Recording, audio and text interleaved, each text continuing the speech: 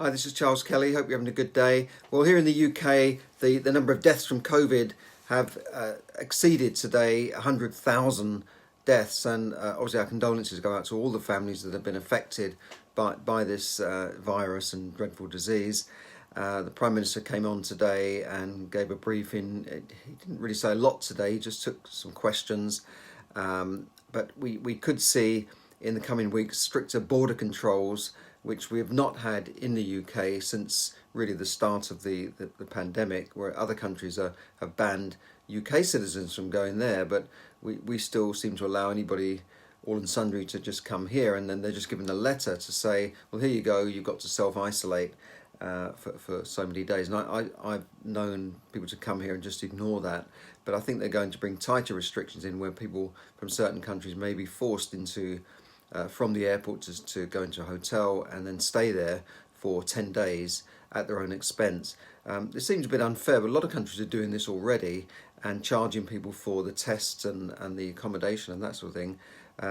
The industry, of course, are up in arms. The travel industry are up in arms about it because they see that as a further blow to the travel industry, and some of the shares in some of the travel companies fell on news of that.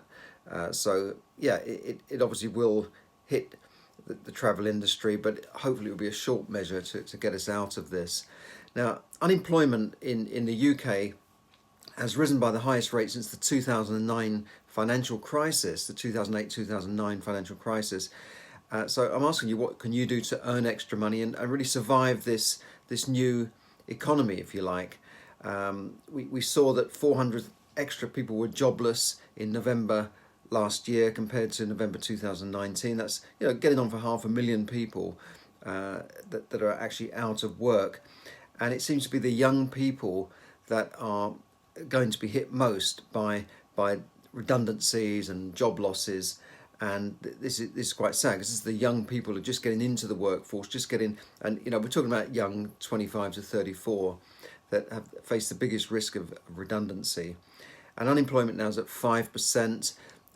Just around about a year ago, we were celebrating a record lows in unemployment, and now we're up to getting on for 2 million according to the Office for National Statistics. So you can go and look these figures up on the ONS. You can look at all the figures there, and you can see for yourself. Just don't take my word for it.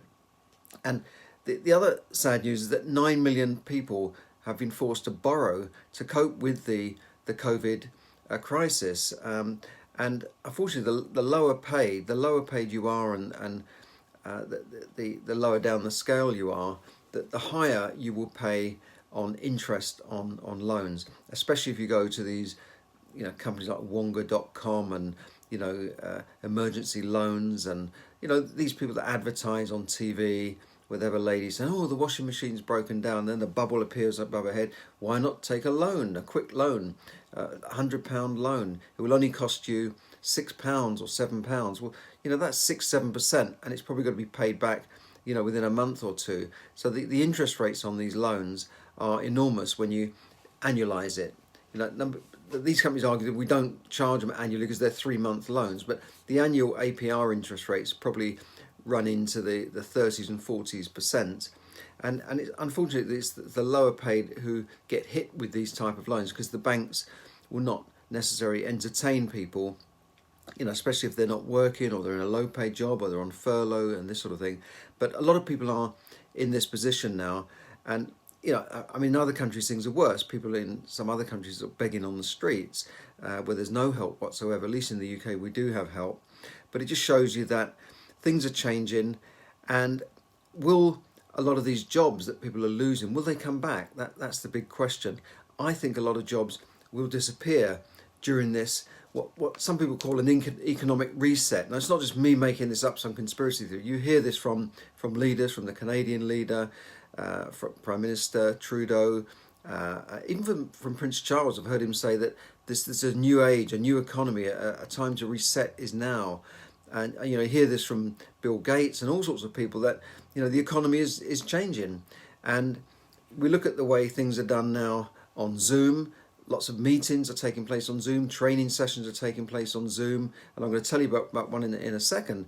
And maybe things are changing forever. We don't know if some of these jobs that were there are going to come back. We see city centres being deserted now as people are sent to work from home. Now, not all of those are going to stay working at home, are they? Some of them are going to come back to the office because companies will want to control people more and bring them back into the office, where you've got that group dynamic as well as knowing what people are doing. Because when people are saying they're working from home, are they necessarily working from home? They might be logged on, but are they also logged on to their children's home education as well, or doing their washing, or sunbathing, or going for a walk with the phone in their hand?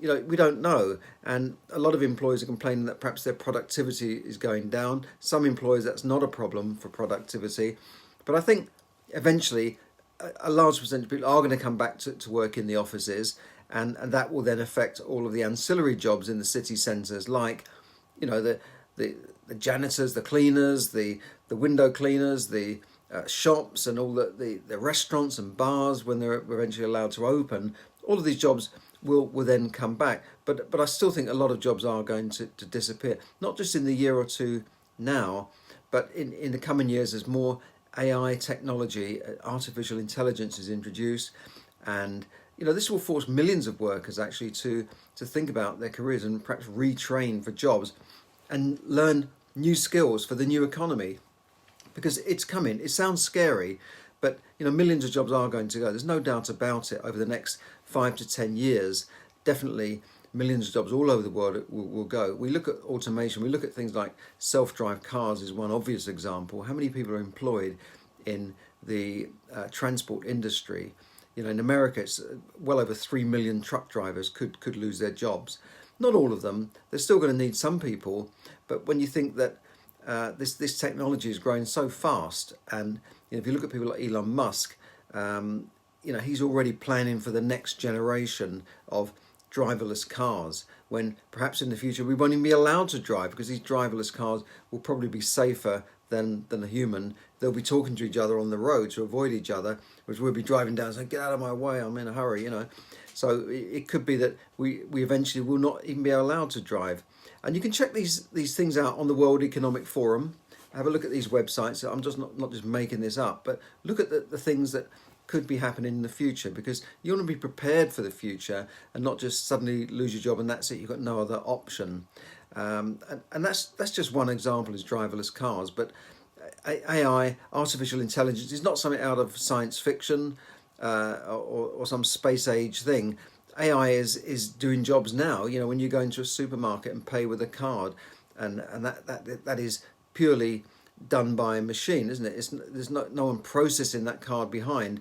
You pay by card. You look at your phone app and the money's gone from your account without any human being actually dealing with that transaction. That's one example. You see others where you can go on to chat and talk to a machine and it gives you the answers. Even with the one that's been around for years are these phone systems where they say what you want, and then you say, I'm looking for, like when I ring British Gas, they say, so in few words as possible, say what you want, and you say landlord's gas check, and then they come back with, say, you want to draw a check? I said, no, landlord's gas check. And that thing is a bad example of AI, but these things will get better. And a lot of these machines can actually pick up things better than humans, believe it or not. Sometimes when you in certain circumstances, the machines are better at picking things up. So a lot of these transactions are already happening, and that's why I think that more and more jobs could go. And it's not just the low paid jobs, it's accountancy jobs, it's legal jobs, where there are programs now that can read contracts and prepare contracts faster than highly paid lawyers. So we're all going to have to adapt in the future. And so that's something to think about. Maybe it's not going to happen in the next few months, but this pandemic has accelerated this progress. I've been talking about this for a few years, but I never thought it would happen so quickly. And it's accelerated this progress by around 5 years, I think. It's brought us to a stage where people are having to use new technology because they can't get out and about. So things like Zoom call and working on Teams has suddenly come to being just like that. In a year, everybody's using it. I'm even doing rotary meetings on Zoom now. Lots of things. Now, eventually we'll go back to rotary meetings in person, but a lot of things might not go back. And if you think about the amount of running around the country you do for meetings, whereas now you can just say, let's go on a Zoom call and do it. That's going to happen a lot more. So how is that going to affect the travel industry, all the little hotels, all of the the rail networks and all these sorts of things? All will affect jobs in some way or another. So what do? I think retraining means learning new skills that can earn you money, not just saying, well, going back to university to study history. You want to learn new skills quickly and easily to earn you money. And I'll give you, on here there'll be an example of in one case, coming up tomorrow is a quick course you could do to kickstart your 2021, which is a 3-day insider property secret. So I'll put a link up to that. It's starting tomorrow actually. In the next 3 days, you could learn a lot of the insider property secrets that can teach you about investing in property. Now, a lot of people think you need a lot of money to invest in property. That's not true. There are lots of ways you can learn about how to buy, refurbish and refinance properties to get all your money back out.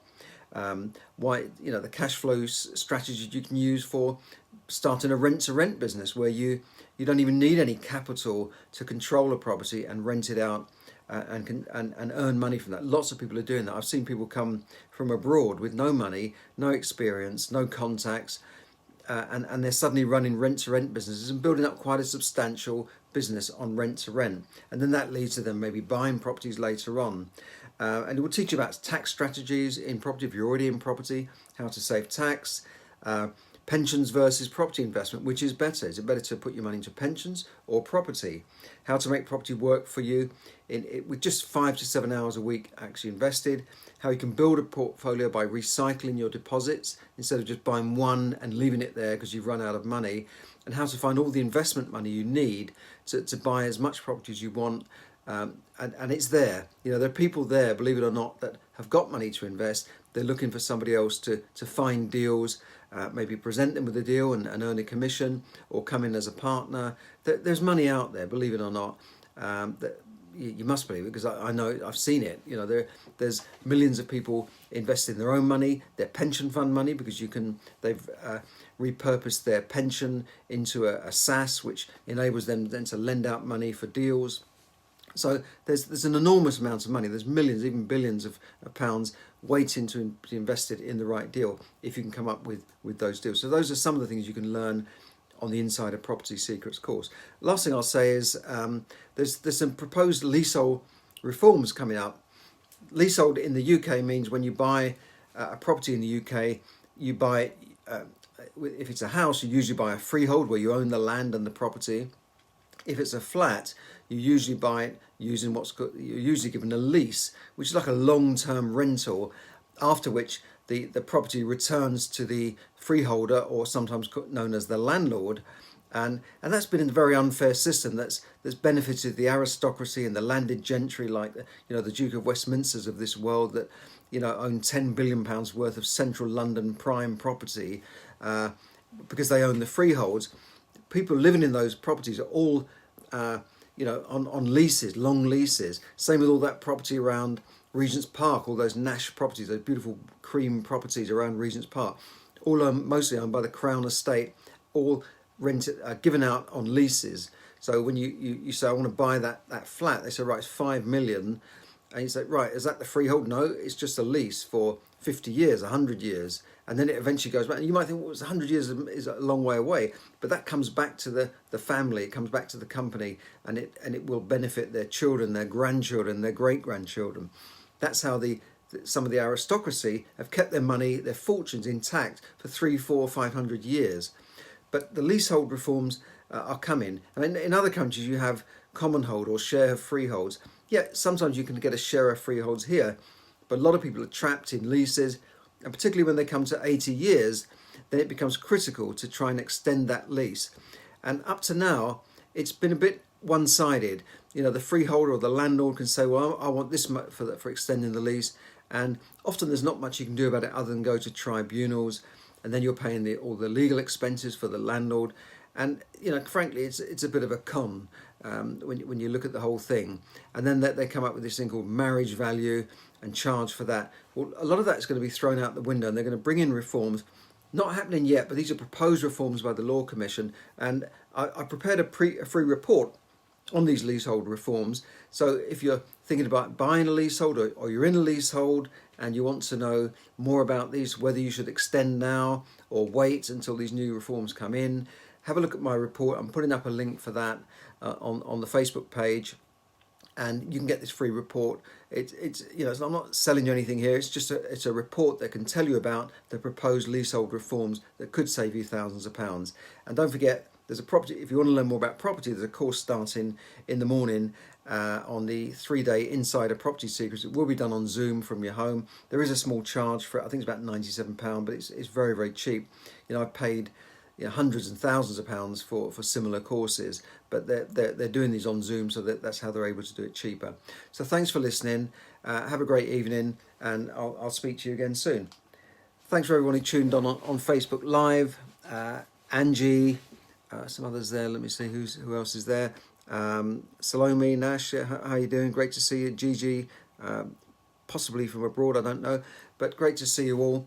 Always happy to see people on Facebook Live, and if you like what we're talking about, please tick the like button when I post it, and share it with your friends. You're welcome to do that, because we like to spread the word out there. I'm giving you a lot of free information, as I do for money tips, and I like to try and help people manage their money better, and really invest their money better as well. Although I'm not giving you direct investment advice, but I'm trying to give you ideas and make you think a little bit outside the box. That's one of the reasons why I wrote the book, Yes, Money Can Buy You Happiness, which is about managing money. It's about using your money better, using things like the smart money management system, SMART, loads of stuff packed into that book. And yes, I'm saying yes, money can buy you happiness. A lot of people say, well, money can't buy you happiness. But then what does money mean to you? I was listening to a Harvard professor the other day saying, yes, money can buy you happiness. It depends how you spend it. So that's a bit about my book. Anyway, thanks for listening, and have a great evening, and bye for now. Thank you.